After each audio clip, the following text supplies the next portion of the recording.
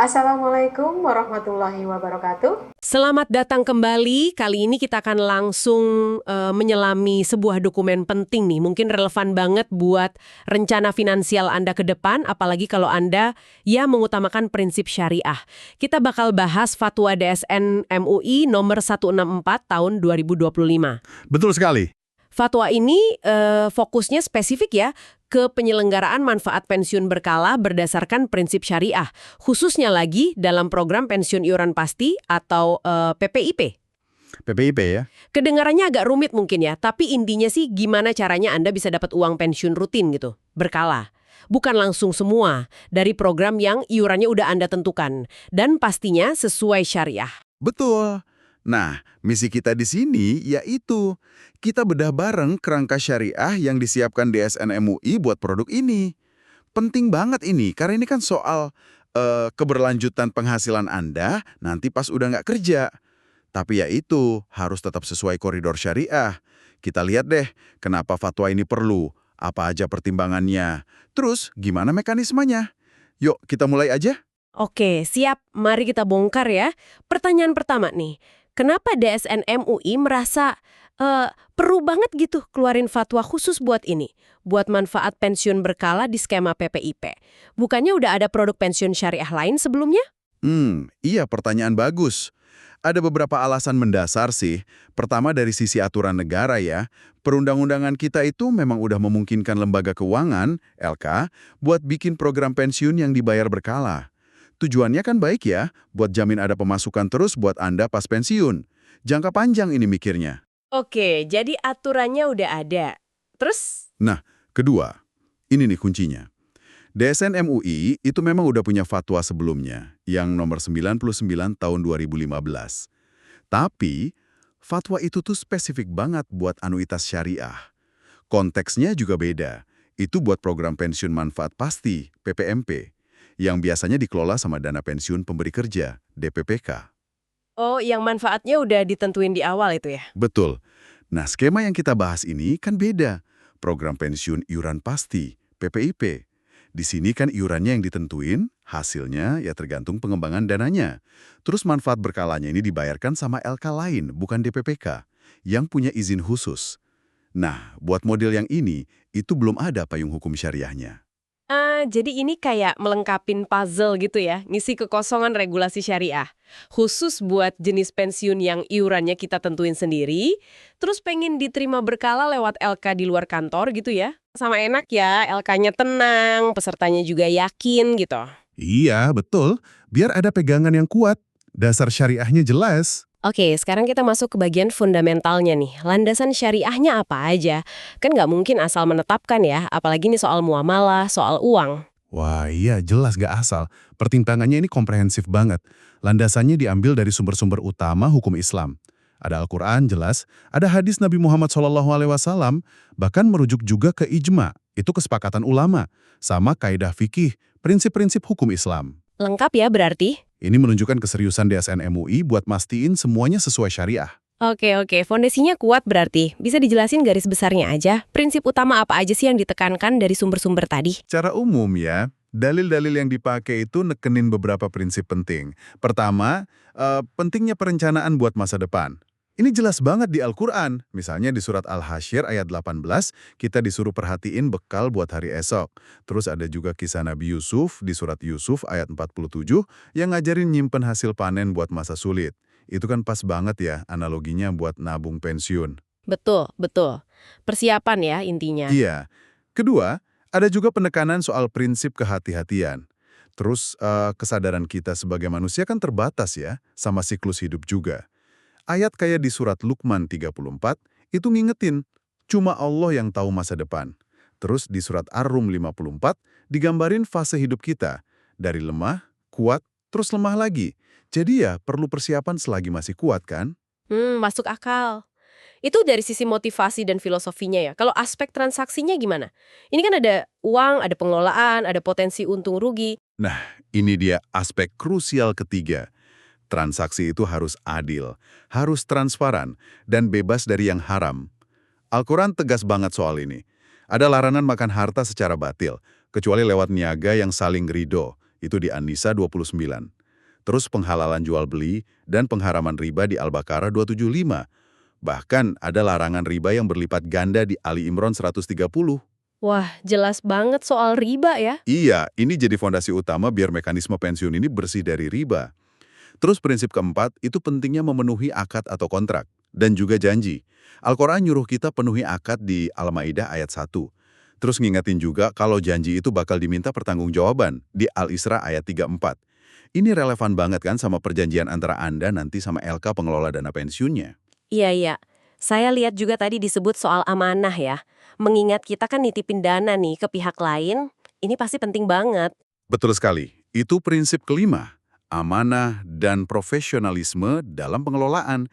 Ada perintah buat nyampein amanat di An-Nisa 58, terus menunaikan amanat di Al-Baqarah 283. Bahkan kisah Nabi Yusuf di surat Yusuf ayat 55, yang beliau bilang dirinya itu penjaga yang amanah, hafidh, dan berpengetahuan alim. Nah, itu jadi inspirasi pentingnya LK ngelola dana kita secara amanah dan juga kompeten. Jadi nggak cuma jujur tapi juga harus mampu ya. Tepat, harus bisa dipercaya dan punya keahliannya. Lengkap banget ini prinsip dari Al-Quran. Kalau dari hadis Nabi gimana? Menguatkan juga. Sangat. Hadis Nabi banyak banget dirujuk buat mendukung praktik muamalahnya.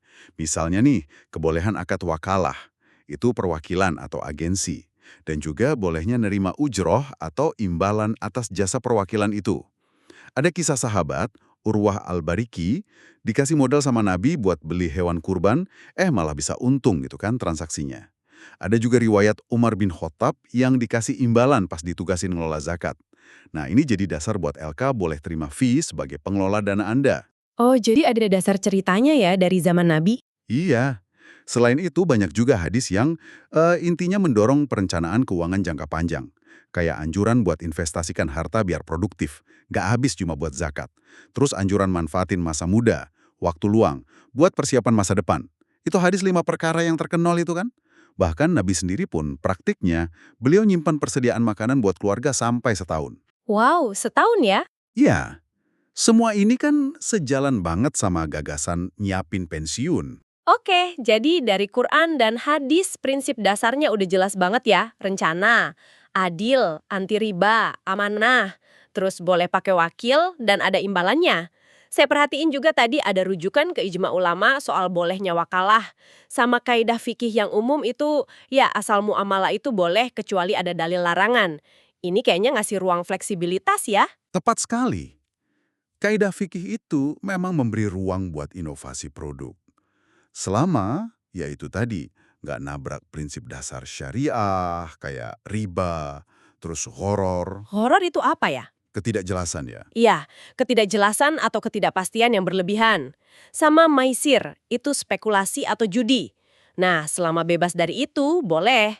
Ditambah lagi ada prinsip penting kayak darul mafasid muqaddamun ala jalbil masoleh. Waduh, apalagi tuh? Hehe, artinya itu menghindari kerusakan itu lebih diutamakan daripada ngambil manfaat.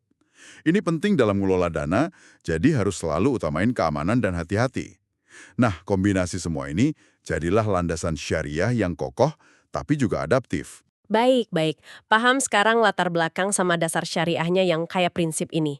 Nah, sekarang kita masuk ke dagingnya nih. Apa aja sih poin-poin ketentuan utama yang diatur di Fatwa 164 ini secara praktisnya? Oke, kita lihat ya ketentuan pokoknya. Pertama, biar nggak salah paham, fatwa ini ngasih definisi yang jelas buat istilah-istilah kunci, biar kita satu bahasa. Ada LKPMPB. Ini singkatan dari Lembaga Keuangan Penyelenggara Manfaat Pensiun Berkala. Jadi, ya bukan sembarang LK, harus yang punya izin OJK buat produk ini. Oke, harus berizin khusus. Betul, terus ada manfaat pensiun berkala syariah. Ini ya uang pensiun dari PPIP yang Anda terima rutin, misal bulanan gitu, selama periode tertentu. Jumlahnya dari dana pokok Anda plus hasil investasinya. Nah, yang paling penting, pengelolaan administrasi sama investasinya wajib ikut prinsip syariah. Wajib syariah ya di garis bawahi. Iya, lalu ada dana peserta. Ini simpelnya ya, dana pokok punya Anda yang diserahin ke LKPMPB buat dikelola di program ini. Terakhir, dan ini cantungnya, ada akad.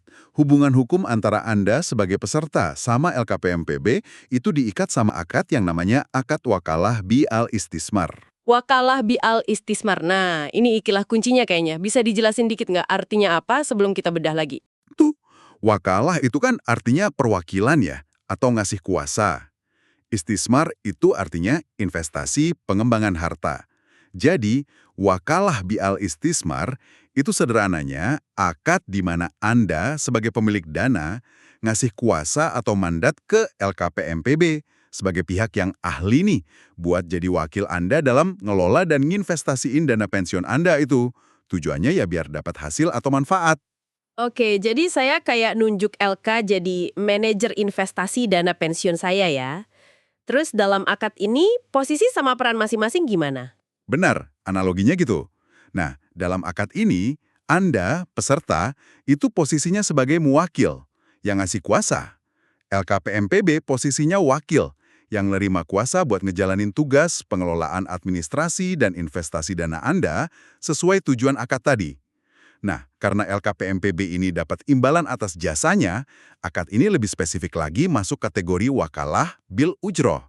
Wakalah bil ujroh, ada ujrohnya ya? Iya, artinya wakalah terwakilan yang disertai ujroh, upah atau fee. Paham. Jadi ada fee yang disepakati buat jasa LK. Terus kalau gitu, hak dan kewajiban saya sebagai peserta, sebagai muwakil, apa aja nih dalam akad ini? Kewajiban utama Anda sebagai muwakil itu ada dua. Pertama, ya serahin dana peserta ke LKPMPB buat dikelola.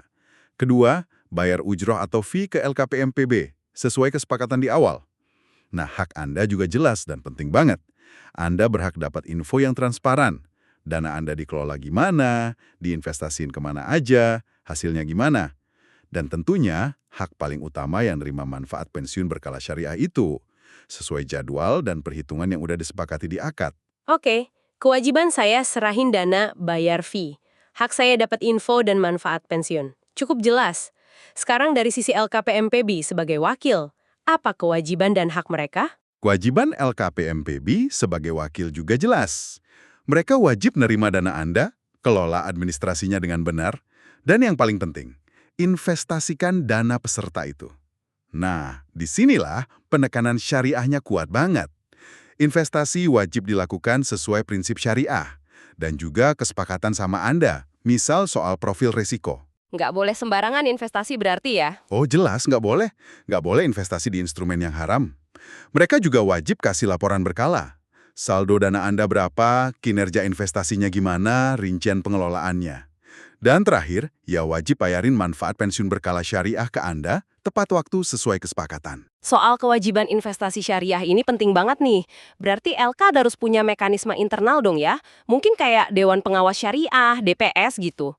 Internal atau eksternal? Gunanya ya buat mastiin semua aspek operasionalnya, terutama penempatan investasinya, udah benar-benar sesuai prinsip syariah. Ini jadi salah satu jaminan juga buat Anda sebagai peserta.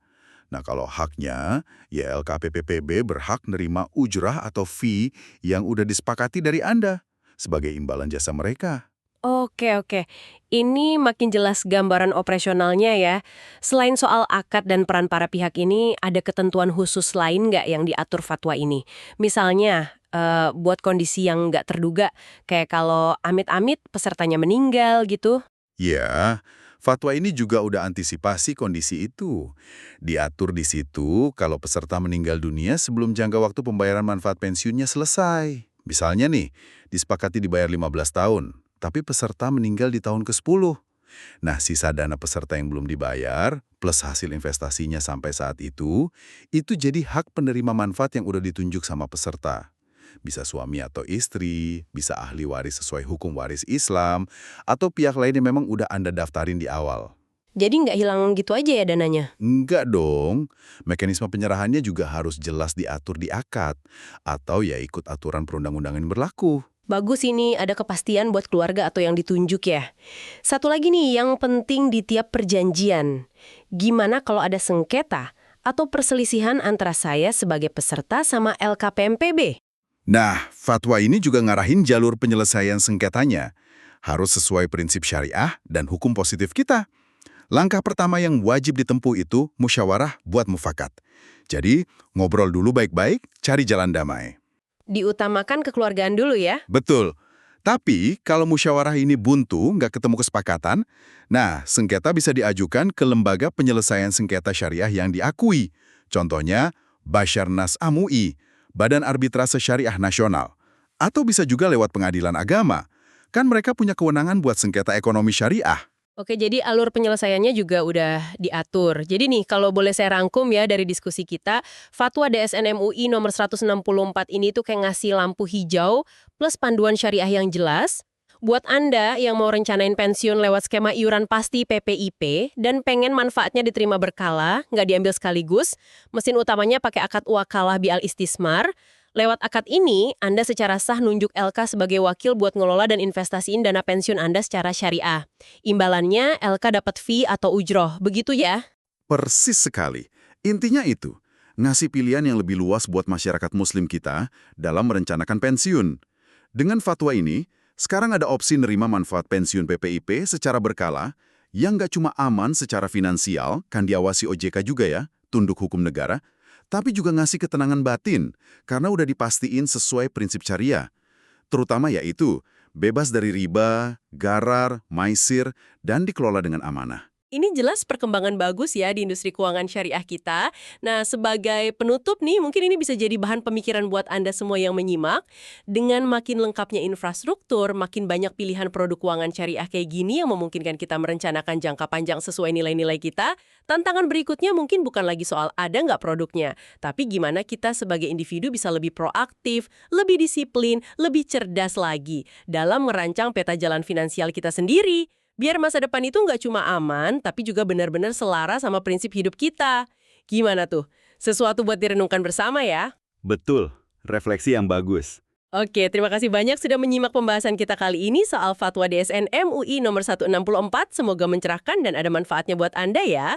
Sampai jumpa lagi di kesempatan berikutnya.